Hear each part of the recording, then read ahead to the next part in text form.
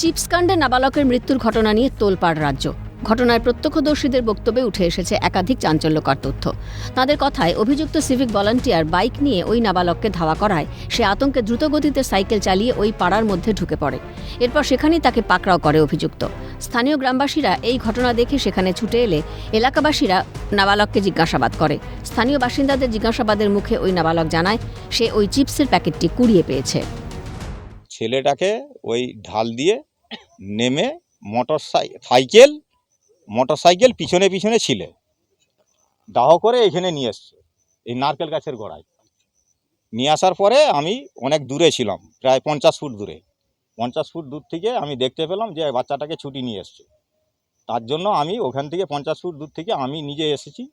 এসে আরও 5 জন ছিল থাকা সত্ত্বে তখন ছেলেটাকে জিজ্ঞেস করা হলে কী হয়েছে রে?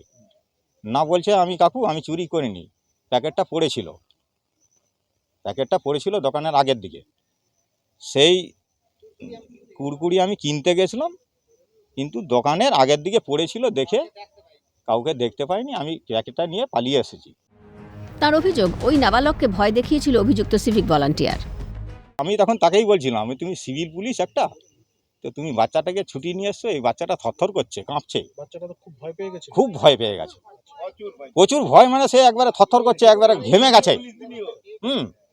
তা জানো, আবার তাকে বলছে আমি সিভিল পুলিশ, তোমার জানো কি করতে পারি? বাচ্চাটাকে বলেছে, ধমকাচ্ছে আর কি, এরকম আর কি।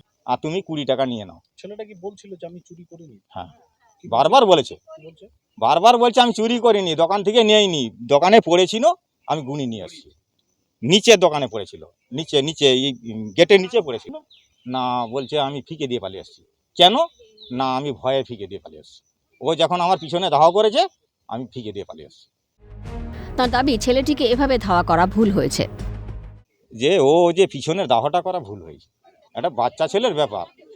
অথচ সে নিজেও বলেছে যে আমার দোকানে বারবার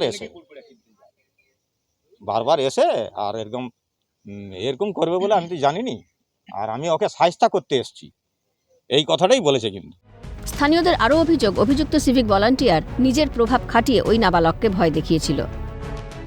ভয় দেখিয়েছে, তোকে হাজত খাটিয়ে দেবো, আমার কি পার আছে তুই জানু, আমি পুলিশ পাঁশকুড়া থানার, এরকম। আগে কান্দোলন ফোন দিচ্ছে, ছেলেটা কাঁদতেছে, নঝর নয়ে কাঁদতেছে, চোখে পা দিয়ে জল বেরিয়েছে, এত কাঁদতেছে, কিন্তু ছাড়েনি, তাকে ধরে নিয়ে এসছে। তবে ওই ছেলেটিকে মারধর করতে কেউ দেখেনি বলে দাবি গ্রামবাসীদের।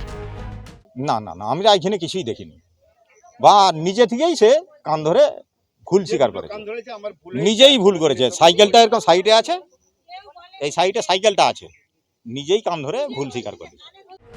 এই ঘটনায় অভিযুক্ত শুভঙ্কর দীক্ষিতের শাস্তির দাবিতে সরব হয়েছেন স্থানীয় বাসিন্দারা।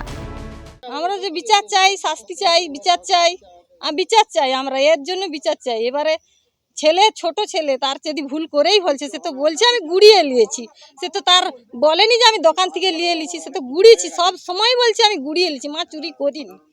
যদিও তার স্বামীর বিরুদ্ধে ওঠা যাবতীয় অভিযোগ অস্বীকার করেছেন অভিযুক্ত সিভিক ভলান্টিয়ারের স্ত্রী। তার পাল্টা দাবি তার স্বামীকে ফাঁসানো হচ্ছে। এই যে অপবাদ রটছে আমার স্বামী নাকি চোর বলে বলছে, আমি সিভিক পুলিশ, তোর বাবা মাকে ডাকবি, এগুলো সম্পূর্ণ বানানো মিথ্যে কথা ওর মাকে দিয়ে বলানো হচ্ছে। কিছু কুচক্রী লোক আমার স্বামীকে ফাঁসানোর চেষ্টা করছে, আমি এর বেশি আর কিচ্ছু বলতে পারবো না। আমি প্রথম থেকে সংবাদ মাধ্যমের কাছে বলছি যে ও চুরি করেনি, সেটা আমার স্বামী জানে, যে পড়েছিল কুড়িয়ে নিয়েছে, সেটা দেখেই বলেছে, ওকে বুঝিয়ে দিয়েছে, বাবু আর নিবি না, তুই না বলে কেন আনলি, আমার দোকানের সোজা জিনিস ছিল, নিয়েছে, তো সেটা বলবো না আমরা ব্যবসায়ী হিসেবে। এদিকে ঘটনার পর থেকেই গাঁঠাকা দিয়েছে অভিযুক্ত সিভিক ভলান্টিয়ার শুভঙ্কর দীক্ষিত। তার খোঁজে তল্লাশি চালাচ্ছে পাঁশকুড়া থানার পুলিশ। গোটা ঘটনা নিয়ে চাঞ্চল্য ছড়িয়েছে এলাকায়। স্বভাবতই প্রশ্ন উঠছে যে ওই নাবালককে চিপস চুরির অপবাদ কেন দেওয়া হলো? এই দুঃখজনক ঘটনার দায় কার? প্রশ্ন ওয়াকিবহাল মহলের। অরুণাভ মান্নার রিপোর্ট, ক্যালকাটা নিউজ।